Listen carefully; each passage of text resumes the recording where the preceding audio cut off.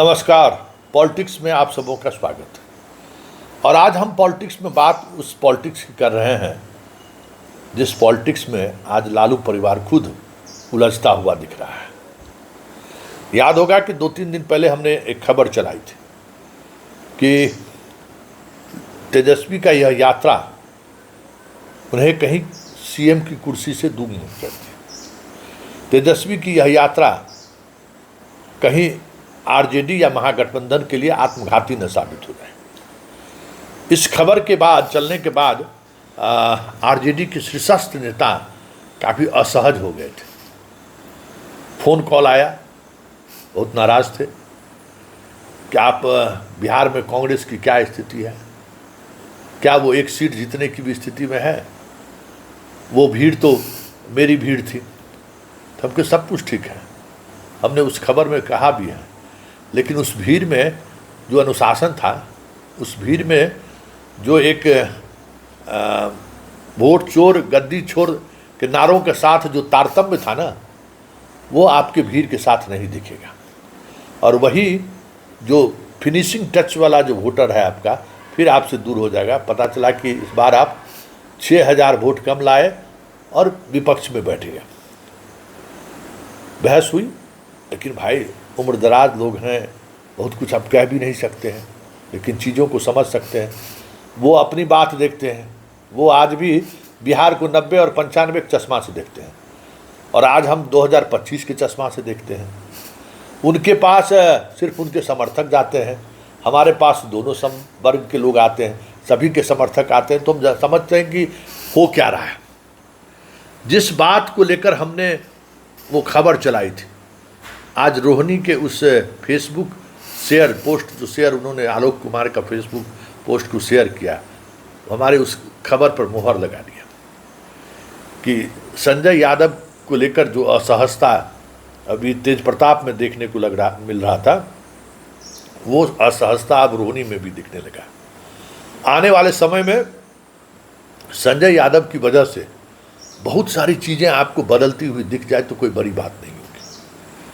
क्योंकि संजय यादव पर एक बात गौर करिएगा कि संजय यादव पर, प्रेम गुप्ता पर अभी जो उपराष्ट्रपति का जो चुनाव हुआ है, उसमें अगर कुछ क्रॉस वोटिंग की बात हो रही है तो वो बात इन दोनों पर भी जा रही है। राजद के कुछ और सांसदों पर जा रहा है, जिसको लेकर कांग्रेस असहज है। देखिए, कांग्रेस की ताकत सिर्फ बिहार में नहीं है, वो फिनिशिंग टच कांग्रेस ही दिलवा सकता है, जिसको आप स्वीकार करने को तैयार नहीं है। एक यात्रा वोट चोर गद्दी छोर राहुल ने भी किया, उसमें जो अनुशासन देखने को मिला, उसमें कहीं हम बाईजी का नाच देखते हुए नहीं देखा कि बाईजी नाच कर रही हो। आपके मंच पर बाईजी नाच करते हुए दिखा। आप जिस तरीके से गमछा लहराते हैं, वो लहराना जिस जाति को आप संकेत दे रहे हैं, वो जाति बिहार की राजनीति में कब का आपका साथ छोड़ चुका है। एक खास सर्टेन नवादा में अगर कौशल आपके साथ आए तो दूसरे यादव गए, वो आपको चुनौती देंगे ही देंगे, हर जगह बिहार के हर कॉन्स्टिट्यूंसी में। और सवाल ये है कि जो यादव लैंड है, मधेपुरा, सहरसा, खगड़िया, वहाँ तो आप खत्म हो चुके हैं। कितने बरस हो गए वहाँ से आपके यादव उम्मीदवार के जीत के आने का। आप सोचिए ना, यही ना यादव का लैंड है, वहाँ सब हार चुके हैं, वहाँ आपकी राजनीति खत्म हो चुकी है। और जिस दिन मधेपुरा से लालू यादव हारे, जिस दिन राबड़ी छपरा से हारी, यहाँ राघोपुर से हारे चुनाव, वो यादव की बादशाहत की सिर्फ यादव मेरे साथ है, वो खत्म हो चुका है। और ये सच लालू परिवार आज भी स्वीकारने को तैयार नहीं है, इसलिए तोलिया और मुरेठा बांध के वो घूम रहे हैं। और रोहिणी का तंज काफ़ी है विधानसभा चुनाव में तेजस्वी का बेड़ा गर्क करने के लिए। अभी और आगे देखिए, जिसने भी सलाह करा, वो बातचीत में उन्होंने कहा कि हम उस कॉन्फ्रेंस, उस यात्रा उस दिशा की तरफ से नहीं गया था। यात्रा जिस दिशा की तरफ से गया हो, यात्रा की वजह से जो एक माहौल बना, वो माहौल आप ये दिखाने की कोशिश कर रहे हैं लगातार कि भाई वो भीड़ कांग्रेस की नहीं, मेरी भीड़ थी। तो आरजेडी वाले से मेरा और उन बुजुर्ग नेता से भी हमारे आग्रह है कि तेजस्वी की इन तमाम यात्राओं में मीडिया ने कितना कवरेज दिया है। और राहुल की यात्रा को प्रधानमंत्री जिस दिन बिहार में भाषण दे रहे थे, उस दिन पैरेलल आधे में प्रधानमंत्री का भाषण और आधे में राहुल गांधी का भाषण चल रहा था, दिखाया गया। और हर एक एडिशन के गांव के एडिशन में राहुल की उस यात्रा की चर्चा हुई।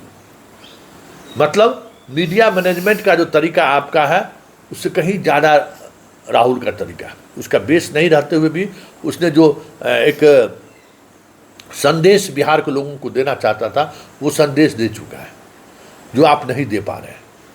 अब देखिए, 1995 में बिहार नहीं लौट सकता है। बहस का मेरा बिंदु यही था, 1995 की तरफ बिहार नहीं लौट सकता है। बिहार बहुत आगे निकल चुका है और आप उसको चाहते हैं कि 95 की तरफ हम वापस ले जाएं, वो भी नहीं हो सकता है। तो फिर सवाल इस यात्रा पर उठना लाजमी है कि नहीं। अगर संजय यादव को लेकर अभी तक तेज प्रताप आक्रामक थे, अब रोहिणी भी आक्रामक है, और आने वाले समय में इस तरीके की बयानबाजी अगर तेज हुई तो किसको नुकसान होगा। इसलिए राजद के तमाम जो समर्थक हैं या राजद के सिंपैथाइजर जो लोग हैं, सोशल जस्टिस की बात जो करते हैं, उनसे इस बात की दरकार है कि ये जो एक्टिविज़म है ना, ये जो उड़नता है यादवों का और मुसलमानों का, वो जब तक आप नियंत्रित नहीं कीजिएगा, सत्ता आपके करीब नहीं आएगा। और ये बात तय मानिए कि ये आखिरी चुनाव है तेजस्वी का। ये भी तय है कि यह आखिरी चुनाव है। इसके बाद फिर कभी मुसलमान और यादव एक प्लेटफॉर्म पर नहीं दिखेंगे, और तब समझिए कि विदाई तय है, राजनीतिक तौर पर ख़त्म हो जाएगी आरजेडी। इसलिए जितने लोग इस तरीके से समझने वाले लोग हैं, या जितने लोग इस तरीके की राजनीति को बनाए रखना चाहते हैं, तो उपेंद्र कुशवाहा से कभी सीख लिया जाइए, वहाँ उनके दरबार पर बैठिए। लालू यादव उस राजनीति को नहीं समझ पा रहे हैं। चलिए आगे आगे होता है क्या, ज़रा देखिए। लेकिन इतना तय है कि तेजस्वी ने इस यात्रा के सहारे जिसको क्या संदेश देने की कोशिश कर रहे हैं, ये तो वक्त बताएगा। लेकिन इतना तो तय है, इसका संदेश महागठबंधन का नुकसान ही पहुंचाया। तेजस्वी की पूरी यात्रा में जिस तरीके से भीड़ का आना, मंच से नाच गान होना, ये सब संकेत है। उससे आप बाहर नहीं निकल पा रहे हैं। लालू जी लौंडा का नाच कराते थे, आप महिलाओं का नाच करा रहे हैं। कुछ चीज़ें बदली नहीं हैं, जबकि बिहार बदल चुका है। इसलिए ये यात्रा और उस यात्रा के बीच रोहिणी का फेसबुक पोस्ट का शेयर करना, घर में सब कुछ ठीक ठाक नहीं है, ये साफ अब बाहर आ चुका है। ऐसे में 2025 के चुनाव में चले थे कांग्रेस को साधने, आरजेडी खुद सधा जाए तो कोई बड़ी बात नहीं है।